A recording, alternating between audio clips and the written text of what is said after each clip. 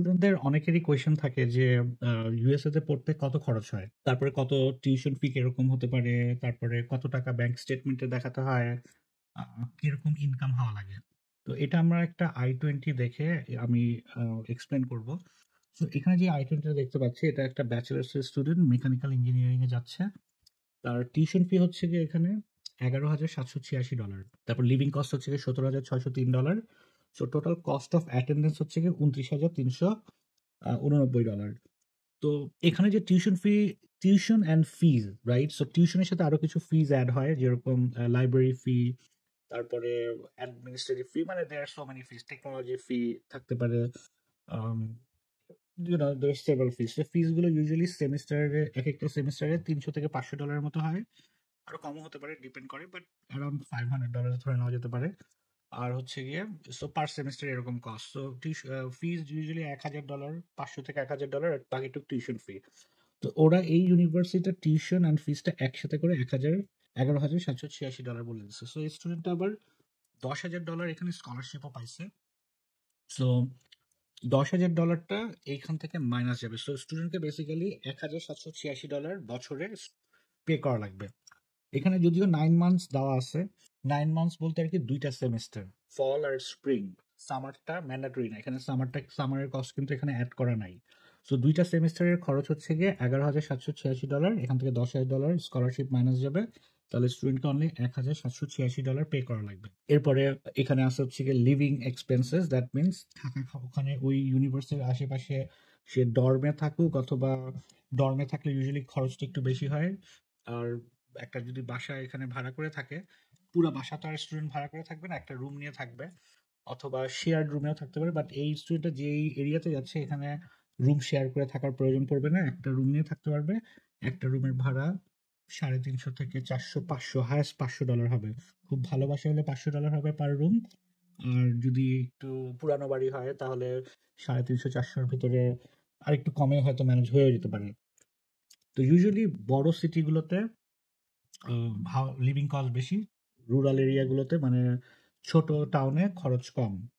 তো এখানে লিভিং এক্সপেন্সের ভিতরে যেগুলি হয় সেগুলি হচ্ছে যে বাসা ভাড়া, থাকা খাওয়ার খরচ, ট্রান্সপোর্টেশন কস্ট, এই তিনটাই মেইনলি। তো এখানে যে $17,000 যেটা বলা হয়েছে, সেটা হচ্ছে কি average cost of living for 1 year for anyone living over there, not only students, it could be anyone. So যার মানে বেসিক্যালি $17,000 খরচ অ্যাপ্রক্সিমেট কস্ট। তো এখন এক একজনের এক এক রকম খরচ হবে। এটা স্টুডেন্টের লাইফস্টাইলের উপর ডিপেন্ড করবে। কেউ যদি ভালো বাড়িতে থাকে বেশি খরচ হবে, কেউ যদি একটু চিপার বাড়িতে থাকে কম খরচ হবে, এই আর কিছু না। বাট এটা এক্সাক্ট ফিগার না, এটা হচ্ছে গিয়ে অ্যাপ্রক্সিমেট একটা কস্ট। এরপরেও এখানে আহ, এর যেমন ডিপেন্ডেন্ট নাই যেহেতু ব্যাচেলার্স স্টুডেন্ট, বাট এরপরে আরেকটা কস্ট থাকে, সেটা হচ্ছে গিয়ে বই। আমেরিকাতে পার সেমিস্টারে একটা ভালো ইউনিভার্সিটিতে পড়তে গেলে বইয়ের জন্য পার সেমিস্টারে বাজেট রাখতে হবে $300 থেকে $500 মতো। ইউনিভার্সিটির উপরে ভ্যারি করে, প্রফেসরের উপরে ভ্যারি করে, কি টাইপের মানে কত লেটেস্ট বই পড়ানো হয়।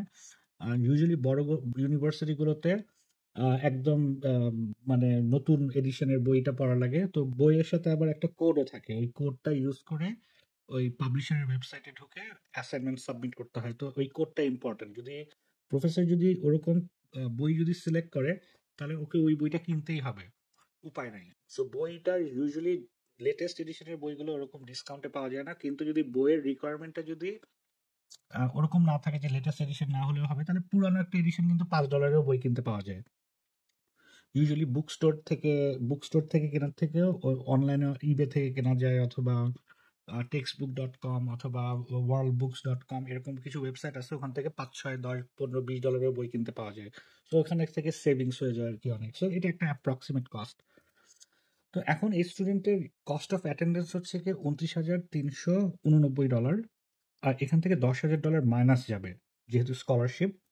বাট ফ্যামিলি ফান্ড এখানে দেখানো হচ্ছে যে 19,389। সো স্টুডেন্টকে বেসিক্যালি এইটুক অ্যামাউন্টই ব্যাংক স্টেটমেন্টে যদি দেখানো হয়, $29,389 মানে ধরলাম 25 লাখ টাকা, তাহলে I-20টা পেয়ে যাবে।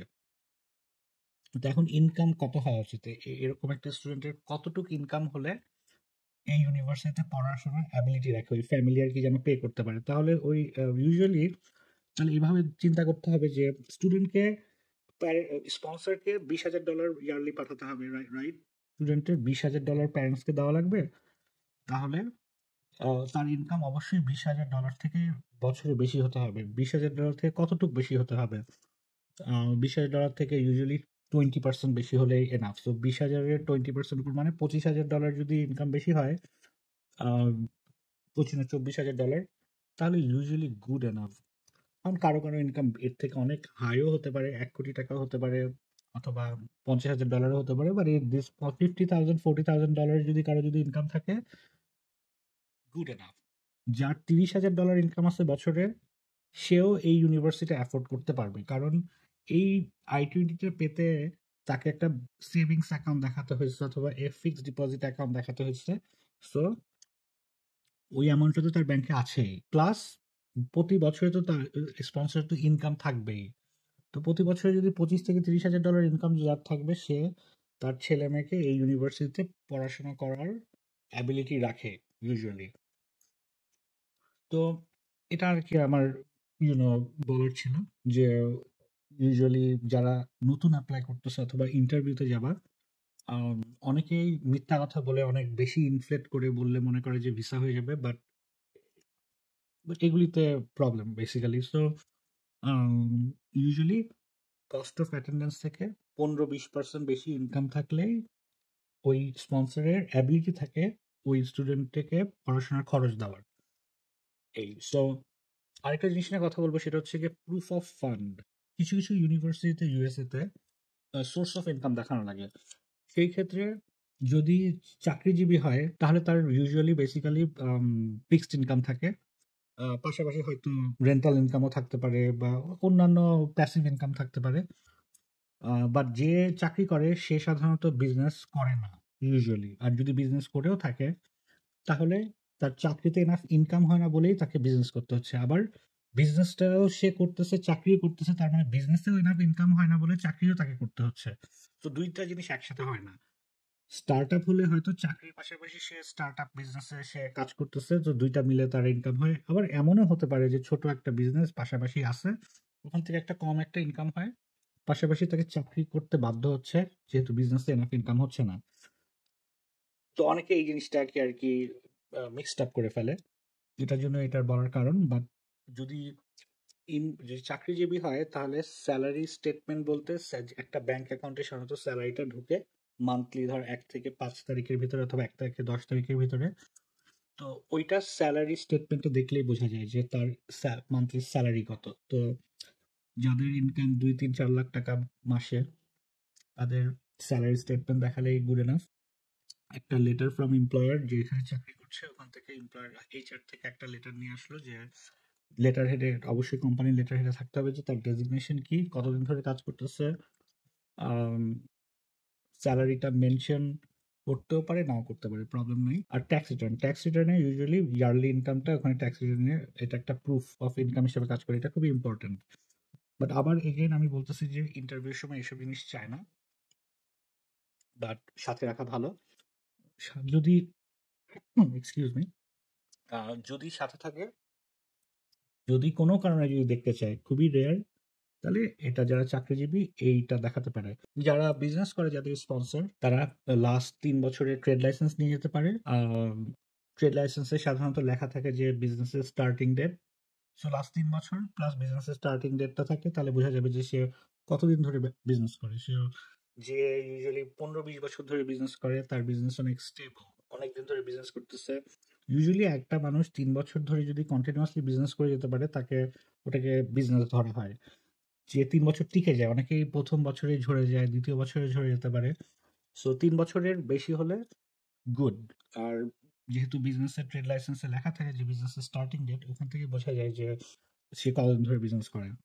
বিজনেসের সাথে বিজনেসের ব্যাংক স্টেটমেন্টটা দেখানোটা ইম্পর্টেন্ট, কারণ ব্যাংক স্টেটমেন্টে ট্রানজ্যাকশন হয়, এক একটা বিজনেসের ট্রানজ্যাকশন এক এক রকম হয়। রিটেল বিজনেসের ট্রানজ্যাকশন ডেইলি হবে, আর যারা হয়তো ওই যে ইম্পোর্টার যারা, তাদের ট্রানজ্যাকশন গুলো ইউজুয়ালি একটু কম হয়, বাট বড় বড় অ্যামাউন্ট হয়। রিটেলারদের ছোট ছোট ট্রানজ্যাকশন অনেক বেশি হয়।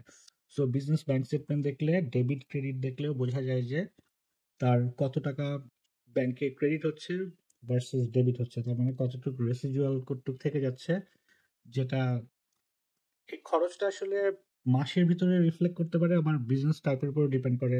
হয়তো এই ইম্পোর্টার যারা হয়তো একটা বড় একটা অংশ ডেবিট হয়ে গেল, কিন্তু ওটা ক্রেডিট ভাগে ভাগে 2 3 4 মাসে হলো। সো এটা ডিপেন্ড করবে, বাট 6 মাসের bank statement is good enough.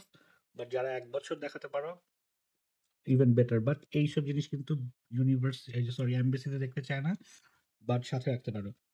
Tax রিটার্নে usually বিজনেসের ইনকামটা ইয়ারলি কত ওটা রিফ্লেক্ট করে।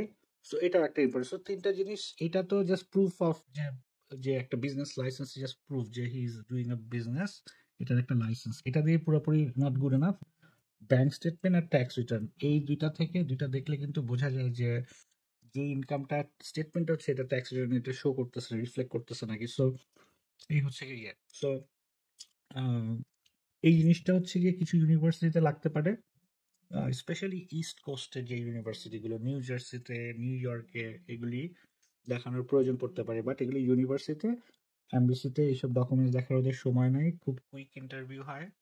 ওরা প্রথম কোয়েশ্চেন যেটা করে ওটা খুবই ইম্পর্টেন্ট, যে কিভাবে তুমি ইউনিভার্সিটি খুঁজে পাইছো, কেন এই ইউনিভার্সিটিতে পড়বা, তারপর হচ্ছে কি তোমার স্পন্সর কে, স্পন্সর কি করে, স্পন্সরের ইনকাম কত।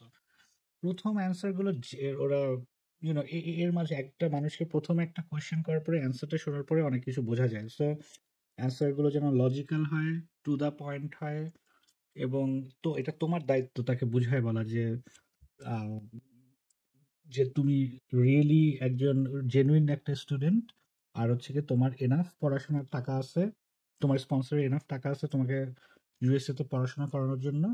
আরেকটা হচ্ছে কি যে তুমি যে ওখানে যে থেকে যাওয়ার জন্য এরকম কোনো প্ল্যান নাই, তোমার রিটার্ন করার ইচ্ছা আছে। যদিও আমাদের একটা স্টুডেন্ট একবার বলছিল যে আহ, তোমার প্ল্যান কি, তুমি কেন ফিজিক্স নিয়ে, ফিজিক্স অ্যাস্ট্রোফিজিক্স নিয়ে এমবিসিতে গেছিল। তোকে জিজ্ঞেস করছে যে ওয়াই ফিজিক্স, তো বলছে যে because I want to work for NASA, because she wants to study astronomy. তো ওখান থেকে কিন্তু ওর কথা শুনে বোঝা গেছে যে সে হয়তো ওখানে যে নাসাতে অ্যাপ্লাই করবে, হয়তো ফেরত নাও আসতে পারবে, তাকে কিন্তু ভিসা দিয়ে দিচ্ছে। বাট এটা ইন্টারভিউ এর সময় জাস্ট স্ট্রেইট ফেসে অ্যান্সার দেওয়া থেকে হাসি খুশি থাকাটা ইম্পর্টেন্ট, গ্রিটিংসও ইম্পর্টেন্ট, যেন ভিসা অফিসার তোমার সাথে কথা বলে যেন পছন্দ করে, কারণ সবাই যে একই টাইপের অ্যান্সার দিতে থাকে।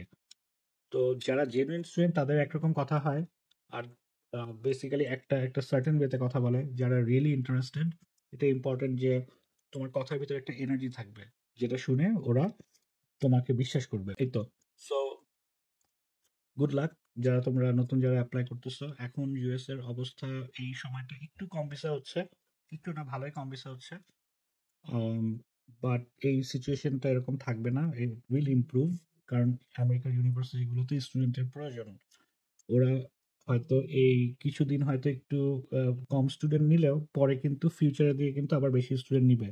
সো খারাপ, এটা যেমন অস্ট্রেলিয়াতেও যেমন গত বছরের ভিসা রেশিও খুব খারাপ হয়ে গেছিল, এখন কিন্তু আবার ভিসা রেশিও ভালো হয়ে গেছে। সো এটা সেমিস্টার টু সেমিস্টার ভ্যারি করতে পারে, ইয়ার টু ইয়ার ভ্যারি করতে পারে। যেমন গত 3 4 বছর টানা কিন্তু অনেক ভিসা হয়েছে। এখন আবার তোমরা নিউজে হয়তো দেখতেছো যে অনেকের ভিসা ক্যান্সেল করে দিচ্ছে, বাট যাদের ভিসা ক্যান্সেল করে দিচ্ছে ওদের ইউজুয়ালি ক্রিমিনাল রেকর্ড আছে, অথবা ট্রাফিক টিকিট আছে। ট্রাফিক টিকিটের হয়তো পেমেন্টটা করে নাই। যখন একটা স্টুডেন্ট ট্রাফিক টিকিটটা আর কি মেইন আর কি, ক্রিমিনাল রেকর্ড থাকলে তো যে কোনো গভর্নমেন্টই আসুক এটা ডিপোর্টেবল অফেন্স, কিন্তু অনেক গভর্নমেন্ট এটা জাস্ট মানে এই লটা এনফোর্স করে না, স্লোলি করে অথবা কুইকলি করে না অথবা পরে করে। কিন্তু এখনকার যে গভর্নমেন্ট এটা ইনস্ট্যান্টলি করতেছে, যাদের ক্রিমিনাল রেকর্ড আছে তাদেরকে বের করে দিচ্ছে।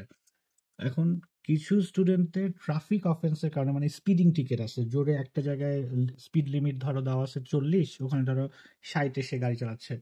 এখন টিকিটটা পাওয়ার পরে টিকিটের পেমেন্টটা যদি করে দিত তাহলে কিন্তু কোনো সমস্যা হয় না, কিন্তু টিকিটটার যে টিকিটটা পাইছে ওটা ধরো 1 বছর 2 বছর দেয় নাই, তখন হয় কি একটা ওয়ারেন্ট ইস্যু হয়ে যায় টিকিটটা পেয়ে। তখন ওয়ারেন্ট যদি ইস্যু হয়ে যায় তখন এটা একটা ক্রিমিনাল অফেন্স হয়ে যায়, তখন কিন্তু তাকে দেশ থেকে বের করে দিতে পারে। আর দিতেছেও এখন আর কি বেসিক্যালি। তো এখন যারা আর কি যারা গত 3 4 বছর এই সিস্টেমটাকে অ্যাবিউজ করছে তাদেরকে ক্লিন আপ করতেছে। ক্লিন আপটা হয়ে যাওয়ার পরে it will improve eventually. So don't get discouraged. তোমরা যারা অলরেডি অ্যাপ্লাই করছো, অ্যাপ্লাই করে ফেলছো, জাস্ট প্রিপেয়ার, মানে প্রিপেয়ার ফর দ্য ইন্টারভিউ। তোমার এই প্রিপারেশনের জন্য তোমাদের যে ইউনিভার্সিটি যাচ্ছ, এই ইউনিভার্সিটি সম্পর্কে জানতে হবে, ইউনিভার্সিটির প্রোগ্রাম সম্পর্কে জানতে হবে ভালো করে।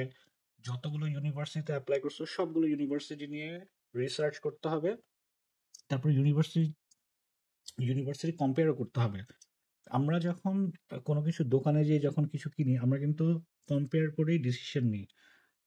ধরো বাজারে গেলাম, বাজারে যাওয়ার পরে ধরো সাপোজ চিকেন যখন আমরা কিনি, তখন দেশি মুরগি আছে, সোনালী মুরগি আছে, ফার্মের মুরগি আছে। তো আমরা তিনটা কম্পেয়ার করে আমাদের বাজেট অনুযায়ী একটা কিনে নিয়ে আসি। বাজেট বেশি থাকলে হয়তো আমরা বেটার চিকেন কিনলাম। So it's like about everything. Even গাড়ি কেনার সময় আমরা অনেকগুলো মডেল দেখি, অনেকগুলো ব্র্যান্ড দেখি, তারপর একটা চুজ করে কিনি। সেম ওয়েতে ইউনিভার্সিটি সিলেকশনটাও এরকম হবে। অনেকে জাস্ট হয়তো 5টা ইউনিভার্সিটিতে অ্যাপ্লাই করলো, কিন্তু জাস্ট যে ইউনিভার্সিটি নিয়ে যাবে ওটা নিয়েই ভালো করে রিসার্চ করলো। ইট শুডেন্ট বি লাইক দ্যাট। প্রতিটা ইউনিভার্সিটি তোমরা হয়তো একটা কারণে তো অ্যাপ্লাই করছো, রাইট? হয়তো ভালো লাগছে, ওটার প্রোগ্রাম ভালো লাগছে, পরে I-20 পাওয়ার পরে আরো যখন জেনে তারপরে ফাইনালি একটা ডিসিশন নিলা যে এই ইউনিভার্সিটিতে আমি যাব। কারণ অনেকে ডিসিশনটা নেয় এই ইউনিভার্সিটিতে যাব কারণ এই ইউনিভার্সিটিতে আমি স্কলারশিপ বেশি পাইছি, স্কলারশিপ দেখলে ভিসা দিয়ে দিবে। হ্যাঁ, স্কলারশিপটা ইম্পর্টেন্ট, আমি বলবো না যে এটা ইম্পর্টেন্ট না, বাট জাস্ট solely স্কলারশিপ দেখেই যে তুমি ওই ইউনিভার্সিটি নিয়ে আগাবা এরকম না। কম্পেয়ার করো, কম্পেয়ার করার পরে চুজ করো যেটা তোমার সাথে যায়। প্রোগ্রামের উপর বেশি কনসেন্ট্রেট করো, যে প্রোগ্রামটা তোমার সাথে বেস্ট ফিট করে।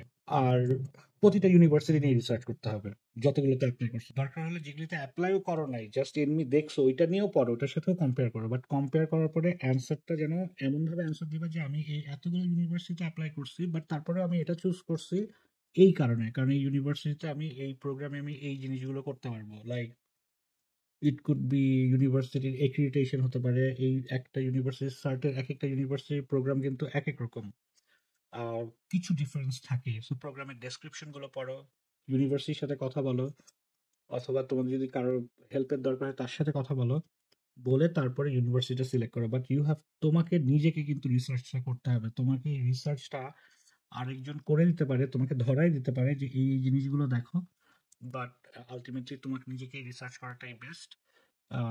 এটার কোনো বিকল্প নাই। So anyways, good luck.